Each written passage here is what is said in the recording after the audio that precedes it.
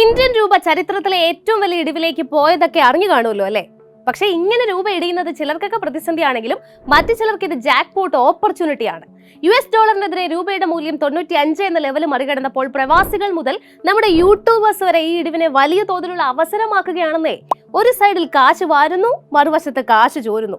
ആഹാ, കാര്യങ്ങൾ ഇങ്ങനെ പോയാൽ ശരിയാവില്ലെന്ന് മനസ്സിലാക്കി നമ്മുടെ RBI ഒരു മാസ് എൻട്രി ഒക്കെ നടത്തി രൂപയെ രക്ഷിക്കാൻ നോക്കിയിട്ടുണ്ട്. എന്നാ പിന്നെ വിശദമായിട്ട് ആ കാര്യങ്ങൾ അങ്ങോട്ട് മനസ്സിലാക്കി കളയാം. പ്രവാസികളെ സംബന്ധിച്ചിടത്തോളം നാട്ടിലേക്ക് പണം അയക്കുമ്പോൾ മുൻപത്തേക്കാൾ കൂടുതൽ രൂപ അവർക്ക് കിട്ടുന്നുണ്ട്.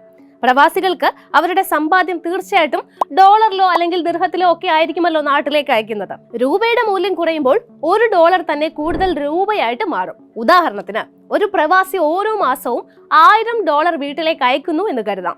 മുൻപ് $1 എന്ന് പറയുന്നത് ഏകദേശം ഒരു 85 എന്ന് കണക്കാക്കിയാൽ പോലും 85,000 രൂപയായിരുന്നു കിട്ടിയിരുന്നത്. എങ്കിൽ ഇപ്പോൾ $1 എന്ന് പറയുന്നത് ഏകദേശം 95 എന്ന ലെവലായി കണക്കാക്കിയാൽ 95,000 രൂപയാണ് നാട്ടിലേക്ക് എത്തുന്നത്. അതായത് അതേ $1000 അയച്ചാലും 10,000 രൂപ അധികമായിട്ട് നാട്ടിലേക്ക് കിട്ടും. പ്രവാസികൾ അയക്കുന്ന പണത്തിൽ 10 മുതൽ 12% രൂപയുടെ ഇടിവ് മൂലം അധികമായിട്ട് പണം കിട്ടുമെങ്കിലും നാട്ടിലെ വിലക്കയറ്റം അതിന്റെ യഥാർത്ഥ പ്രയോജനം കുറയ്ക്കുന്നുണ്ട് എന്ന് കൂടി മനസ്സിലാക്കണം. ഇൻഫ്ലേഷൻ കഴിഞ്ഞാൽ യഥാർത്ഥ ഗെയിൻ എന്ന് പറയുന്നത് 5 മുതൽ 7% മാത്രമായിരിക്കും. തീർന്നില്ല, ആശ്വസിക്കാൻ വരട്ടെ.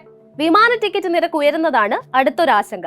പ്രവാസികളെ സംബന്ധിച്ചിടത്തോളം ഈ ഒരു വിമാന ടിക്കറ്റ് എന്ന് പറയുന്നത് തീർച്ചയായിട്ടും ഒരു പ്രധാനപ്പെട്ട കാര്യമാണ്. വിമാനത്തിന്റെ ഫ്യൂവൽ നോക്കുമ്പോൾ ഡോളറിലാണ് വാങ്ങുന്നത്. ഇതോടെ എയർലൈൻ ചെലവ് കൂടും. രൂപയിടിഞ്ഞാൽ ഓപ്പറേറ്റിംഗ് കോസ്റ്റ് കുത്തനെ കൂടും. അപ്പൊ പിന്നെ എയർലൈൻ കമ്പനികൾ നഷ്ടം ഒഴിവാക്കാനായിട്ട് ആ ചെലവ് യാത്രക്കാരിലേക്ക് പാസ് ഓൺ ചെയ്യും. ഇതിന്റെ റിഫ്ലക്ഷൻ എന്താണ്? സ്വാഭാവികമായിട്ടും ടിക്കറ്റ് റേറ്റ് ഉയർത്തും. വിദേശത്ത് നിന്ന് നാട്ടിലേക്ക് മാത്രമല്ലല്ലോ, തിരിച്ച് നമ്മൾ അങ്ങോട്ടും പണമിടപാട് നടത്താറുണ്ട്. വിദേശത്ത് പഠിക്കുന്ന വിദ്യാർത്ഥികളെ സംബന്ധിച്ചിടത്തോളം രൂപയുടെ മൂല്യത്തകർച്ച തീർച്ചയായിട്ടും ബാധിക്കും. ഫീസിലെ വർധന, ജീവിത ചെലവ് തുടങ്ങി മുൻപ് അനുവദിച്ചു കിട്ടിയിരുന്ന ലോൺ തുക നിലവിലെ ഉയർന്ന വിനിമയ നിരക്കനുസരിച്ച് ഫീസ് അടയ്ക്കാൻ തികയാതെ വരാനും ഇടയുണ്ട്.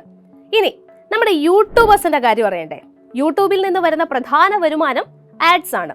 ഈ ആഡിനുള്ള പണം $ഡോളറിലാണ് കണക്കാക്കുന്നത്.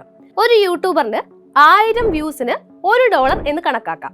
ഡോളർ നിരക്ക് 80 ആയിരുന്നപ്പോൾ 80 രൂപ, ഡോളർ നിരക്ക് 85 ഉയർന്നപ്പോൾ 85 രൂപ ലഭിക്കും. അപ്പൊ പിന്നെ 95 എന്ന ലെവലിലേക്ക് എത്തിയപ്പോൾ ഒരു ന്യായം വ്യൂസ് ഒക്കെ ഉള്ള ഒരു യൂട്യൂബറിന് എത്രമാത്രം കാശ് ഒരു മാസത്തിൽ കിട്ടുമെന്നുള്ളത് ഞാൻ പ്രത്യേകം പറയേണ്ടതില്ലല്ലോ. Same work more income. Views same ആയാലും ഡോളർ വില കൂടിയാൽ ഇൻകം കൂടും. അതിൽ തന്നെ ഫോറിൻ ഓഡിയൻസ് ആണ് ഉള്ളതെങ്കിൽ കൂടുതൽ ലാഭം. USA, UK പോലുള്ള രാജ്യങ്ങളിൽ ആഡ്സ് റേറ്റ് കൂടുതലാണ്. അവിടെ നിന്നുള്ള വ്യൂവേഴ്സ് പ്ലസ് സ്ട്രോങ് ഡോളർ കൂടിയാകുമ്പോൾ ഡബിൾ ബെനിഫിറ്റ്. അടുത്തത് കയറ്റുമതിക്കാരാണ്. രൂപയുടെ മൂല്യം കുറയുന്നത് ഇവർക്ക് നേട്ടമാണ്. കയറ്റി അയക്കുന്ന വസ്തുക്കൾക്ക് ഉയർന്ന വില കിട്ടും. IT കമ്പനികളാണ് അടുത്ത ഒരു കാറ്റഗറി. ഇന്ത്യയിലെ മുൻനിര IT കമ്പനികളായ TCS, Infosys, Wipro, HCL tech, Coforge, LTI മൈൻട്രി തുടങ്ങിയ കമ്പനികൾക്ക് വരുമാനം ഡോളറിലായതിനാൽ ഡോളറിന്റെ മൂല്യം കൂടുമ്പോൾ ഈ കമ്പനികൾക്ക് വലിയ നേട്ടമാണ് ലഭിക്കുന്നത്. നെക്സ്റ്റ്, വിദേശത്തേക്ക് വലിയ തോതിൽ മരുന്നുകൾ കയറ്റുമതി ചെയ്യുന്ന ഫാർമസ്യൂട്ടിക്കൽ കമ്പനികളാണ്. ഈ കമ്പനികൾ അവരുടെ വരുമാനത്തിന്റെ വലിയൊരു ഭാഗം ഏകദേശം 50 മുതൽ 70% വരെ അമേരിക്ക ഉൾപ്പെടെയുള്ള വിദേശ രാജ്യങ്ങളിൽ നിന്നാണ് വരുമാനം നേടുന്നത്. ഈ വരുമാനമാകട്ടെ ഡോളറിലാണ് ലഭിക്കുന്നതും. രൂപയുടെ മൂല്യം കുറയുമ്പോൾ ഓരോ ഡോളറിനും കൂടുതൽ രൂപ കമ്പനികൾക്ക് ഇങ്ങോട്ടേക്ക് ലഭിക്കും. ഇത് അവരുടെ ലാഭം വർദ്ധിപ്പിക്കും. ഏറ്റവും കൂടുതൽ കയറ്റുമതി വരുമാനമുള്ള ഇന്ത്യൻ മരുന്ന് കമ്പനി സൺ ഫാർമ കമ്പനിയാണ്. അമേരിക്കൻ വിപണിയിൽ ശക്തമായ സാന്നിധ്യമുള്ള മറ്റൊരു പ്രധാന കമ്പനി ഡോക്ടർ റെഡീസ് ലബോറട്ടറീസ് ആണ്. സിപ്ല, ലൂപ്പിൻ തുടങ്ങിയ കമ്പനികളും അന്താരാഷ്ട്ര വിപണിയിൽ നിന്ന് വൻ തോതിൽ വരുമാനം നേടുന്നവരാണ്. ടെക്സ്റ്റൈൽസ് മേഖലയിൽ KPR mill, Gokaldas exports, Welspun living, Trident limited, Arvind limited തുടങ്ങിയ കമ്പനികൾ അവരുടെ ഉൽപ്പന്നങ്ങളുടെ പകുതിയിലധികവും വിദേശ രാജ്യങ്ങളിലേക്ക് കയറ്റുമതി ചെയ്യുന്നവരുമാണ്. അപ്പൊ പിന്നെ വരുമാനത്തിന്റെ കാര്യം പ്രത്യേകം പറയേണ്ടതില്ലല്ലോ. പിന്നെ വിദേശ സഞ്ചാരികൾക്ക് ഇന്ത്യയിലെ യാത്രയും താമസവും ഒക്കെ തന്നെ കൂടുതൽ ലാഭകരമാകുന്നതിനാൽ നമ്മുടെ ടൂറിസം മേഖലയ്ക്കും ഇത് വലിയ അവസരമാണ്. സംഭവം ആർക്കൊക്കെയാണ് നേട്ടം എന്ന് കൃത്യമായിട്ട് മനസ്സിലായി. ഈ ഇടിവ് ഇറക്കുമതിക്കാർക്ക് വലിയ ബാധ്യതയാണ്. കൂടുതൽ തുക നൽകി സാധനങ്ങൾ ഇറക്കേണ്ട അവസ്ഥയാണ് ഉണ്ടാവുക. Crude oil, gold, fertilizers, electronic devices എന്നിവയെല്ലാം ഇറക്കുമതി ചെയ്യുന്ന രാജ്യമാണ് നമ്മുടെ ഇന്ത്യ. കയറ്റുമതിയേക്കാൾ കൂടുതൽ ഇറക്കുമതിയുള്ള രാജ്യമായതിനാൽ രൂപയുടെ മൂല്യം ഇടിയുന്നത് വലിയ തിരിച്ചടിയുമാണ്. എണ്ണ, പെയിന്റ് കമ്പനികൾക്ക് പുറമെ വാഹന നിർമ്മാണത്തിന് ആവശ്യമായ ചിപ്പുകൾ, സെൻസറുകൾ, ലോഹങ്ങൾ എന്നിവ വിദേശത്ത് നിന്നാണ് വരുന്നത് എന്നതിനാൽ തന്നെ ഓട്ടോമൊബൈൽ മേഖലയ്ക്കും രൂപയുടെ ഇടിവ് തിരിച്ചടിയാണ്. യുദ്ധം, സാമ്പത്തിക അനിശ്ചിതാവസ്ഥ തുടങ്ങിയ ഒരുപാട് കാര്യങ്ങൾ നിലനിൽക്കുന്ന സമയത്ത് നിക്ഷേപകർ സുരക്ഷിത നിക്ഷേപമായി കാണുന്നത് അമേരിക്കൻ ഡോളറിനെയാണ്. അമേരിക്കയിൽ പലിശ നിരക്കുകൾ ഉയർന്നു നിൽക്കുന്നതും നിക്ഷേപകരെ അങ്ങോട്ട് ഉറപ്പായിട്ടും ആകർഷിക്കുന്നുണ്ട്.